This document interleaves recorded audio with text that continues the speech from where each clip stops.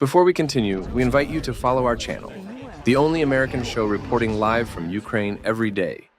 Some sobering news out of Ukraine today. The country's largest children's hospital has been hit by the Russians, and that was in the capital, in Kyiv. Let's check in with Joseph Lindsley, who is in LVIV today. Joseph, what's the latest? Hey, Bob. Yeah, indeed. It's pretty bad. I'd say one of the worst days for Kyiv City since 2022. And it's hard to believe there was an attack in the middle of the night throughout Ukraine, and it's hard to even remember that now, because between 10 o'clock and 11 o'clock this morning, Russia, which, by the way, currently holds the chair of the UN Security Council, fired 40 missiles upon Kyiv City. So seemingly it seems that they overwhelmed the air defense, and they had two medical facilities, including, as you mentioned, Ukraine's flagship children's hospital, a very modern, state-of-the-art place. And many children were there being treated for cancer, for war wounds, for all kinds of things. There are images you can see of kids with cancer, undergoing chemotherapy outside in the sweltering heat today, with their IV pumps. They have the hospitals destroyed, so they're out on the streets. You see scenes of doctors and nurses in bloodied white coats, along with nearby office workers and police officers and foreign volunteers. And they're standing in lines to, one by one, brick by brick, pass debris away from away from the hospital, so they can dig people out. It's really horrible images. And I saw in one of the videos that's been circulating after it was incredibly intense within a small space of time. And so, I've never seen Kyiv like that before. One missile after another. And you can see in one video, in what seems to be the general direction of the hospital, already on fire, already a big cloud of smoke, yet another missile going to precisely that point. And this is what Russians have, they've done this pretty often, where they'll wait till rescue workers arrive and they'll hit them again. And there was other scenes of the rescue workers, when the air raid alarm went off for a second time during these late morning hours, people had to flee the hospital scene because they feared that there was another missile coming in. And I was texting with people in Kyiv right about that time, to figure out what's going on. And this happens pretty often, but especially today, you're texting, you can tell someone's typing, and the message is sent. I got several messages like this. The messages end in typos, because that means, what that means. They were typing a normal message, and then all of a sudden, the whole building, wherever these people are, the buildings shake from another incoming missile. That was this morning. And then even through the night, we had reports at about 11 o'clock at night that Russian bombers had taken off. And there was a major missile attack throughout the country, more, it seems, targeted on infrastructure, not on the cities, at about 3 o'clock in the morning. And so this morning, when the all clear alarm sounded, I went for a run at about 7:30 or 8. And, I assumed, usually after a major attack, there's going to be at least a few days or weeks before something else like that. So I went for a run. I wasn't really paying attention to the news. And I got to my regular coffee shop afterward, and the staff just tells me rockets are coming. You hear that as you get your morning coffee. And it's a very different feeling here in Lviv, because, when rockets are coming, you have some time to prepare. You got time to contemplate your fate or try to get in a safer place. But in Kharkiv and other places, you don't have that.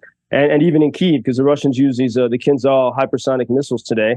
And if that's not enough, also further south, several hundred miles south of Kyiv, in the city of Dnipro, on the same river as Kyiv, the Russians also sent many missiles, and they also hit another hospital there. This is all from mid-morning to about noon today. So it's a very heavy and difficult day.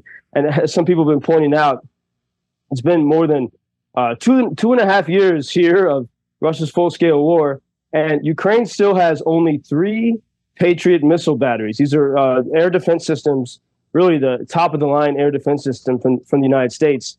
There are many of them, many hundreds of them around the world. in different warehouses, like the Indiana Jones warehouse or something. Ukraine has got 3 of these for the largest country in Europe. After 2.5 years, if you put it like that, and you see what happens when you can't, you don't have enough of those systems to protect major European cities. You see what happens, like the carnage that we see today.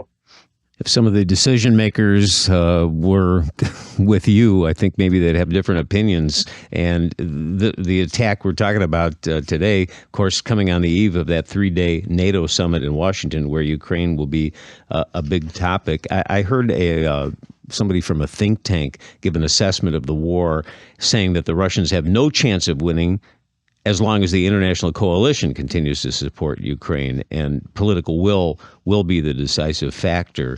And this analyst went on to say it's not what happens on the battlefield; it'll be what happens in Washington, just like it was in World War II. If Ukraine is abandoned, they will lose. It seems like you agree with that assessment, Joe.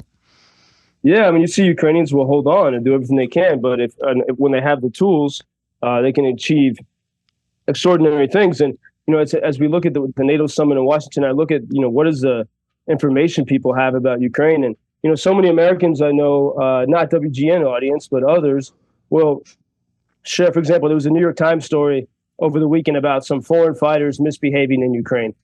Stories of Ukrainians rounded up in the streets to join the military, or that ridiculous story of the false story that Olena Zelenska went to Paris and bought a $4 million Bugatti. People will share these stories, but what they won't share, some of those stories are true, but the Bugatti story is obviously false and proven to be so. They'll share these ridiculous things, but they won't share the scenes of bloodied nurses and doctors trying to save kids with cancer because their hospital was blown up by Russians. They won't share these images, and if they did, maybe more people would begin to wake up. And over the weekend, there was in Kyiv, hundreds of people gathered on the main square, the Maidan of Kyiv. This is a story that was not reported in a big way. Peter Fouché, a South African British medic, was killed while he was attending to the wounded at the front lines. Actually, unfortunately, he sent me a message several weeks ago that I somehow missed and didn't respond to. But he was so well loved. He made powerful videos from the front line, encouraging the West to not be hypocritical, to support Ukraine. And he was there saving people's lives. He always was carrying a rosary. His motto was God sees everything. And hundreds of people for many minutes were on their knees in that main square of Kyiv to honor this hero who didn't have to be here, who chose to be here. And so if more people saw those stories, maybe there'd be a different situation. Maybe. So important to get your firsthand accounts here every day, Joe. More tomorrow. Thank you. Thank you for introducing Ukraine on your social media pages. That's very important that much more people can get more information about the situation here and how everybody can help Ukraine to stay stronger and to save all the world. Що сказав? Well, which side are you on? На чиїй ти стороні? Come on now. Oh, which side are you on? На чиїй ти стороні?